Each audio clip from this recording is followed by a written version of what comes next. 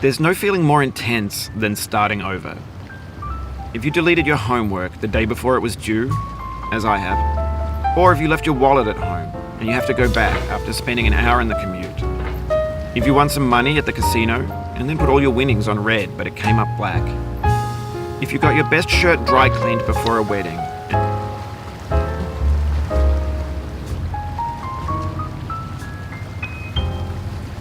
And then immediately dropped food on it. If you won an argument with a friend and then later discovered that they just returned to their original view.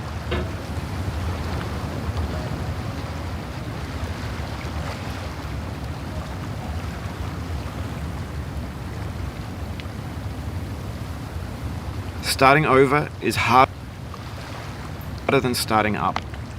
If you're not ready for that, like if you've already had a bad day, then what you're about to go through might be too much. Feel free to go away and come back. I'll be here.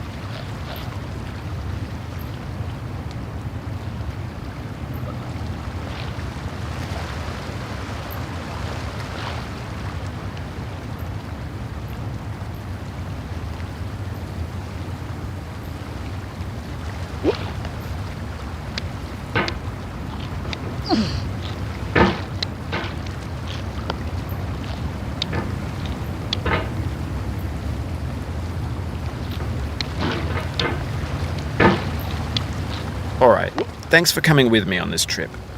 I'll understand if you have to take a break at any point. Just find a safe place to stop and quit the game. And don't worry, I'll save your progress, always, even your mistakes.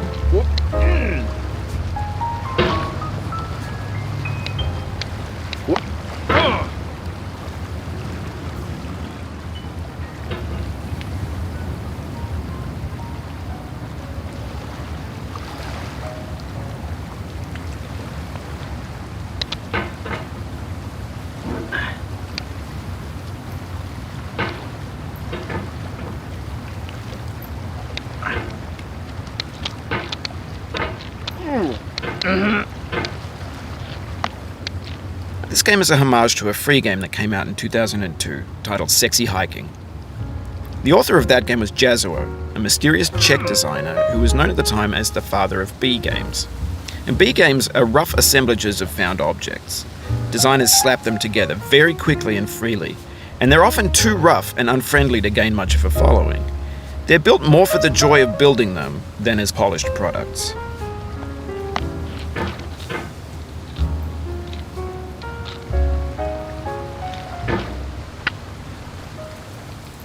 In a certain way, Sexy Hiking is the perfect embodiment of a B game. It's built almost entirely out of found and recycled parts, and it's one of the most unusual and unfriendly games of its time. In it, your task is simply to drag yourself up a mountain with a hammer. And that act of climbing, in the digital world or in real life, has certain essential properties that give the game its flavor. No amount of forward progress is guaranteed. Some cliffs are too sheer or too slippery. And the player is constantly, unremittingly in danger of falling and losing everything. Anyway, when you start Sexy Hiking, you're standing next to this dead tree that blocks the way to the entire rest of the game. It might take you an hour to get over that tree, and a lot of people never got past it. You prod and you poke at it, exploring the limits of your reach and your strength, trying to find a way up and over. And there's a sense of truth in that lack of compromise. Most obstacles in video game worlds are fake. You can be completely confident in your ability to get through them once you have the correct method or the correct equipment or just by spending enough time. In that sense, every pixelated obstacle in Sexy Hiking is real.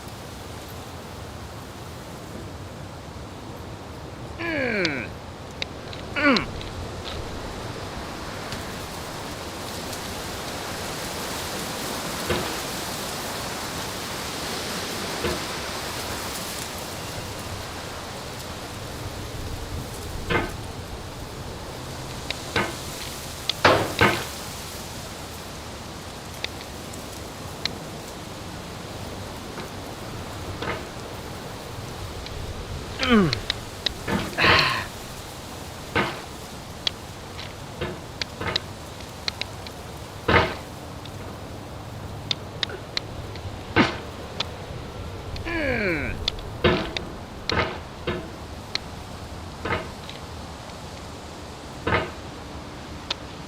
obstacles in Sexy Hiking are unyielding, and that makes the game uniquely frustrating.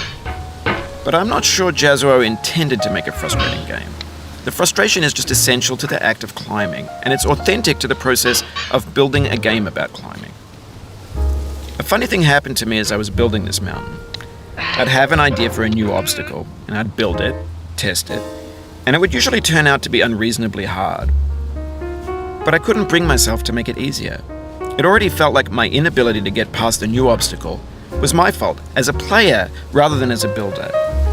Imaginary mountains build themselves from our efforts to climb them, and it's our repeated attempts to reach the summit that turns those mountains into something real.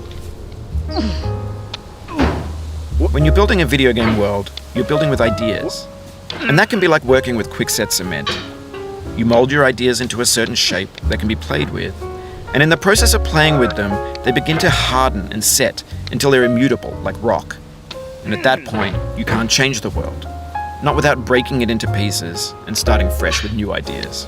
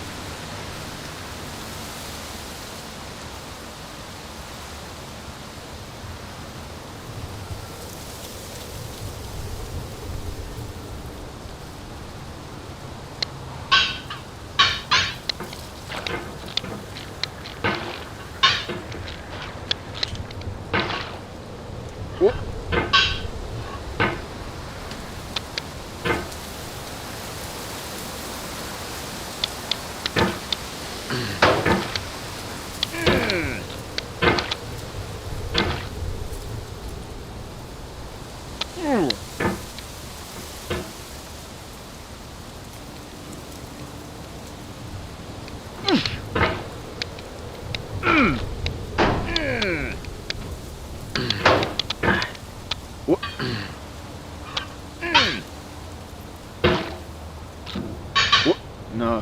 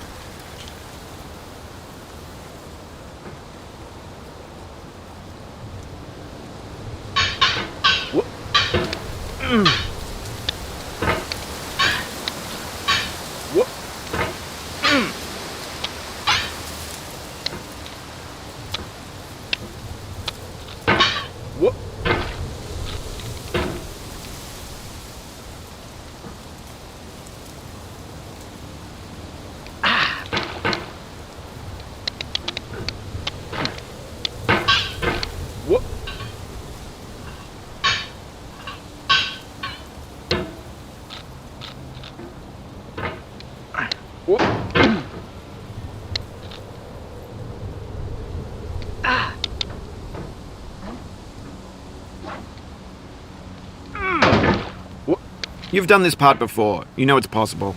Just do what you did the first time.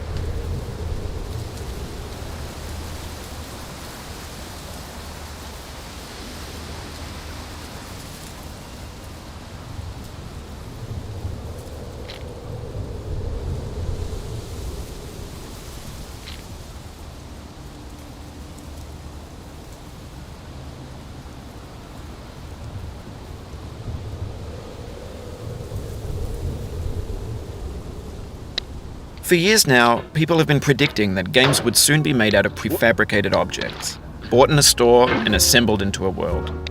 And for the most part, that hasn't happened, because the objects in the stores are trash. I don't mean they look bad or that they're badly made, although a lot of them are. I mean they're trash in the way that food becomes trash as soon as you put it in the sink. Things are made to be consumed and used in a certain context, and once the moment is gone, they transform into garbage. In the context of technology, those moments pass by in seconds.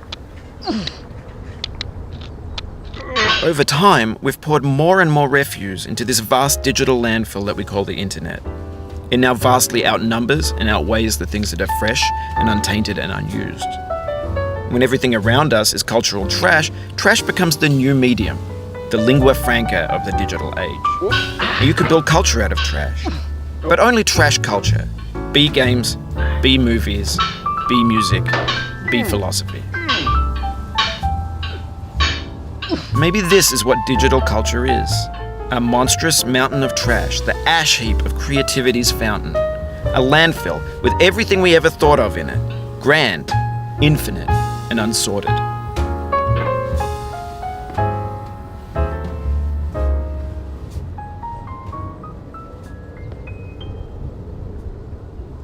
There's 3D models of breakfast, Gen X's fanfic novels, scan magazines, green screen Shia LaBeouf, banned snuff scenes on LiveLeak. Facebook's got lifelike bots with unbranded adverts and candid shots of Kanye and Taylor Swift mashups, car crash epic failed GIFs, Russian dashcam vids, discussions of McRibs, discarded, forgotten, unrecycled, muddled, rotten, untitled.